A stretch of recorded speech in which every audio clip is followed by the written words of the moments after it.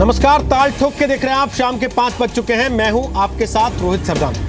क्या राजनीतिक फायदे के लिए भगवा आतंक शब्द गढ़ा गया था? यह सवाल इसलिए आज कि 2008 के मालेगांव ब्लास्ट केस में साध्वी प्रज्ञा समेत 6 लोगों को एनआईए ने क्लीन चिट दे दी।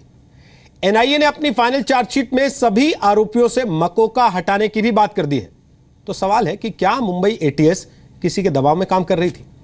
हालांकि एनआईए के ताजा स्टैंड के बाद जांच में मोदी सरकार के दबाव का आरोप लगने लगा है, पर सवाल यह है कि क्या एनआईए के मौजूदा रुख को राजनीति से प्रेरित कहा जाना चाहिए? आपको बताएंगे। हमारे साथ आज एक बड़ा पैनल है और आज ताल ठोके का यह स्पेशल एडिशन है। लेकिन सबसे पहले रिपोर्ट।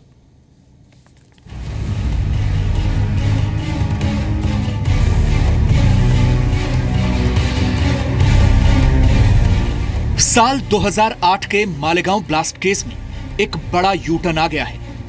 एनआईए ने ग्रेटर मुंबई की स्पेशल एनआईए कोर्ट में दूसरी सप्लीमेंट्री फाइनल रिपोर्ट दाखिल की है, जिसमें साध्वी प्रज्ञा सिंह ठाकुर, शिव नारायण कलसांगरा, श्याम भंवरलाल साहू, प्रवीण तक्कालकी, लोकेश शर्मा और धन सिंह चौधरी को क्लीन चिट दे दी गई है। साथ ही एनआईए के इस चार्जशीट में कहा गया है कि इस मामले में मकोका के तहत कोई मामला नहीं बनता।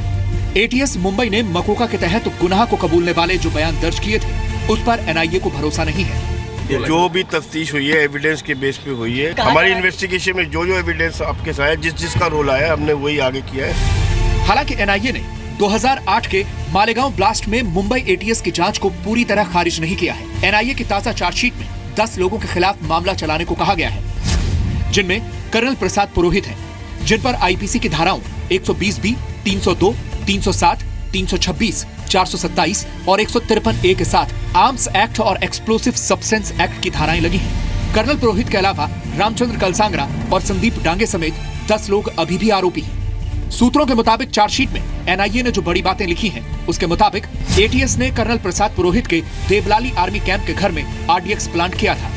ऐसे में एनआईए का यह दावा पूर्व एटीएस चीफ और 26/11 आतंकी हमले में शहीद हुए हेमंत करकरे पर बड़ा सवाल उठा रहा है। जाहिर है कि एनआईए की ताजा चार्जशीट पर सियासत गर्मा गई है।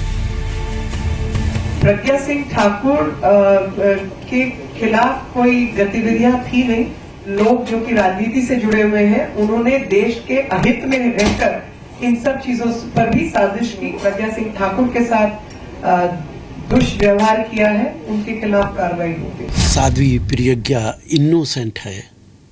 एक ईमानदार ऑफिसर करकरे बेईमान है। आज की सरकार में यही होना है।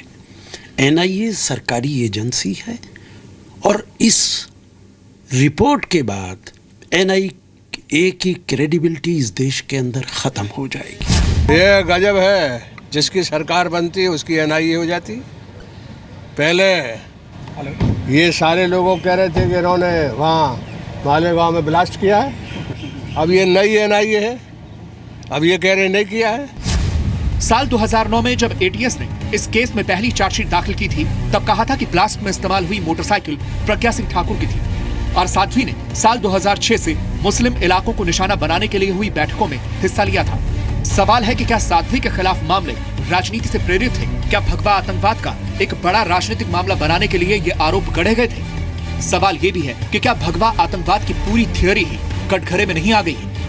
ये भारतीय जनता पार्टी हो या आरएसएस के हो, उनकी जो ट्रेनिंग कैंप है वो हिंदू टेररिज्म बढ़ाने का काम देख रहे हैं। सवाल है कि क्या भगवा आतंकवाद के नाम पर हुई साजिश बेनकाब हो गई है? ताल ठोक के आज इसी मुद्दे पर बहस है। तो ताल ठोके के स्पेशल एडिशन में आज हमारे साथ जो खास मेहमान है, आपका उनसे परिचय करा दें। बीजेपी के राष्ट्रीय प्रवक्ता हैं संबित पात्रा, वो हमारे साथ हैं। वैसे जाने माने सर्जन भी हैं। आरएसएन सिंह हमारे साथ हैं, रॉ के पूर्व अधिकारी हैं, सेना के खुफिया विभाग में काम कर चुके हैं। दक्षिण एशिया में सुरक्षा मामलों पर उनकी कई किताबें हैं। अक्सर आप उनको टेलीविजन डिबेट्स में भी देखते हैं। राकेश सिन्हा हमारे साथ हैं, आरएसएस से जुड़े विचारक हैं, 2008 से इंडिया पॉलिसी फाउंडेशन के ऑनरेरी डायरेक्टर हैं। वैसे दिल्ली यूनिवर्सिटी में पॉलिटिकल साइंस के एसोसिएट प्रोफेसर हैं। आलोक शर्मा हमारे साथ हैं, कांग्रेस पार्टी के राष्ट्रीय प्रवक्ता हैं, छात्र राजनीति से कांग्रेस पार्टी से जुड़े हैं, एनएसयूआई, यूथ कांग्रेस जैसे संगठनों के लिए काम किया है और छात्रों के लिए कई किताबें वो भी लिख चुके हैं। जितेंद्र आहवाड़ हमारे साथ हैं, वो महाराष्ट्र में एनसीपी के नेता हैं। महाराष्ट्र सरकार में मंत्री रह चुके हैं, वैसे मुंबई यूनिवर्सिटी से पीएचडी भी कर चुके हैं। और संजीव पुनालेकर हमारे साथ हैं, वो बचाव पक्ष के वकील हैं इसी मामले में जिस पर आज हम चर्चा करने वाले हैं। सबसे पहले मैं किसी राजनीतिक पार्टी से कमेंट लूं। आरएसएन सिंह, मैं आपसे कमेंट लेना चाहता हूं क्योंकि आप एजेंसी से जुड़े रहे। आपने शरद यादव का कमेंट सुना होगा, उन्होंने कहा कमाल है जिसकी सरकार होती है उसकी एनआईए हो जाती है। क्या ऐसा होता है? शायद इन लोगों ने ये इस पर कोई अध्ययन नहीं किया। ये पूरा जो हिंदू टेरर का मामला जो है और जो एनआईए का अभी इस सरकार के दौरान जो एनआईए का जो रोल रहा है उसका अध्ययन कर लेते तो वो कौन वो है, वो कांग्रेस के वो राशिद अलवी ऐसी बात नहीं करते। देखिए 2 मालेगांव में ब्लास्ट हुए थे 2006 में और 2008 में। 2006 के ब्लास्ट में वहाँ की जो एटीएस ने थी कोई 10 मुसलमानों को, लड़कों को पकड़ के रखा हुआ था। उनके बेल वो बाद में एनआईए ने ओवरटर्न कर दिया जब एनआईए का गठन हुआ 26/11 के बाद। लेकिन ये एनआईए जो है अभी कुछ दिन पहले जब उनका बेल का वो आया तो उन्होंने कंटेस्ट नहीं किया बेल। तो were they partisan towards those Muslim youth? Now ये इसी एनआईए की बात कर रहा हूँ। अब जब 2008 वाले की जब बात आ रही है तो इन्होंने कुछ चार्जेस ड्रॉप कर दिए और ये charges it is in the backdrop of what जो सुप्रीम कोर्ट ने बोला। सुप्रीम कोर्ट ने 2-3 महीने 4 महीने पहले उन्होंने ऑब्जर्व किया कि ये मकोका आप क्यों जबरदस्ती लगाए हुए हो जब इन लोगों का कोई क्रिमिनल रिकॉर्ड नहीं है। तो एनआईए क्या कर सकता है इसमें? दूसरी बात उन्होंने कहा, the expression that the Supreme Court used was कि there is considerable doubt, I repeat considerable doubt within inverted commas about their role in Malegaon 2008 blast। तो आप सुप्रीम कोर्ट को भी वो भी पार्टीशन हो गया। और ये देखिए, ये कहना कि हम तो जानते हैं सरकार आती है तो लोग ये करते हैं, अरे एनआईए तो 26/11 के बाद हुआ, ये एक दूसरी सरकार उसको हैंडल कर रही है। तो आप तो ऐसे बात करें कि कितनी सरकारें आई और गई और उनका रवैया बदलता रहा है। हाँ, लेकिन इतना मैं आपको जरूर बता रहा हूं कि इस एजेंसी को बनाया ही गया था इसलिए 26/11 के बाद, ताकि हिंदू टेरर नाम की कोई चीज इस्टेब्लिश की जा सके। तो आज मैंने आपको सुप्रीम कोर्ट का बोल दिया, मैंने 2006 का बोल दिया मालेगांव का, 2008 का बोल दिया। अब आप अपना पॉलिटिकल डिबेट यहां से जारी रख सकते हैं। ठीक है आलोक शर्मा, मैं आपसे पूछता हूं अभी एक चीज। 2006 का जिक्र तो निश्चित तौर पे करना बनता है क्योंकि जब 9 लोगों को छोड़ा गया उस रोज किसी ने नहीं कहा कि एनआईए जो है वो सरकार के दबाव में काम कर रही है। उस वक्त कोई खड़ा नहीं हुआ ये कहने के लिए कि जांच एजेंसी गड़बड़ है।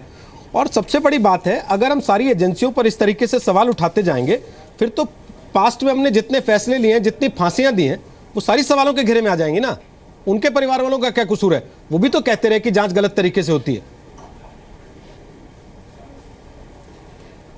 देखिए, मैं समझता हूं कि आज के जो भी आज चार्जशीट फाइल हुई है, जो भी तथ्य मीडिया के माध्यम से बाहर आ रहे हैं, उनको बाकी सब गुनाहों से जोड़कर देखना बिल्कुल गलत होगा। सिंह साहब ने बड़ी बेबाकी से अपनी बात रखी है, लेकिन कहीं ना कहीं वो तथ्यों को छुपाते हुए जिस तरह से उन्होंने अपनी बात रखी है, मैं उनसे विनम्रता से कहूँगा कि वो पार्टी ना बने, वो इंटेलिजेंस के ऑफिसर रहे हैं, वो जिस तरह से बयान दे रहे हैं उन पर कहीं ना कहीं प्रश्न चिन्ह लगते हैं। अगर ऐसा है कि तमाम चीज़ें जो आज तक हुई हैं वो गलत हुई हैं, तो मैं पूछना चाहता हूं कर्नल पुरोहित को, आज एनआईए ने भी क्यों दोषी या दोषी की लिस्ट में या चार्जशीट में क्यों नामजद किया है? हेमंत करकरे जिनको अशोक चक्र मिला, आप उस व्यक्ति को अगर कटघरे में खड़ा कर रहे हैं और कह रहे हैं कि उस समय की एटीएस ने जिस तरह से पुरोहित साहब के यहाँ पर आरडीएक्स रखा, तो आज मैं एनआईए से सवाल ये तो करूंगा ना कि भाई किसने रखा, फिर कौन दोषी था? फिर क्या उसको आपने नामजद किया है? आपने नहीं किया है। आप कभी एक व्यक्ति को क्लीन चिट दे रहे हैं, कभी दूसरे व्यक्ति को क्लीन चिट दे रहे हैं। असीम आनंद ने जब ऑन रिकॉर्ड कहा कि मैं इन्वॉल्व रहा और मेरी आरएसएस के तमाम बड़े लीडर से सूरत में 2005 में मीटिंग हुई, उसका इन्वेस्टिगेशन क्यों नहीं होना चाहिए? जब इकबालिया बयान दिया गया, एक बार नहीं 3 बार कन्फेस किया गया कि मैं इन्वॉल्व रहा हूं, तो उसके बाद भी अगर आप कहें कि साहब एनआईए जो कर रही है आज पूरी तरह से ठीक है, तो मैं समझता हूं ये कहीं ना कहीं प्रश्न चिन्ह के घेरे में है। मैं समझता हूं 2010 में एनआईए के पास सबूत थे और आज सबूत नहीं है, तो एनआईए के ऊपर सवाल क्यों ना उठाए जाएं कि 2010 में तो सबूत थे उनके पास। 2010 में तो आरके सिंह जो आज इनके बीजेपी के सांसद हैं वो कहते थे कि हमारे पास तमाम सबूत मौजूद हैं, लेकिन आज वो सबूत गायब हो गए हैं, तो क्यों ना सवाल उठाया जाए। बीजेपी की सरकार आने के बाद 10 गवाह पलट गए, एक के बाद एक गवाह पलटते चले जा रहे हैं। तो मैं दूसरा सवाल पूछना चाहता हूं, रणबीर सिंह जो झारखंड में बीजेपी के मिनिस्टर हैं, वो भी एक गवाह थे, वो भी पलट गए। ऐसा क्या हो रहा है भाई बीजेपी की सरकार आने के बाद? हो क्या रहा है कि आप केवल और केवल एनआईए को दंतहीन कर रहे हैं? आपको लगता है एनआईए के जो कार्यप्रणाली है उस पर क्वेश्चन मार्क लगा रहे हैं और अपने जो भी हित है उनको साधना चाहते हैं?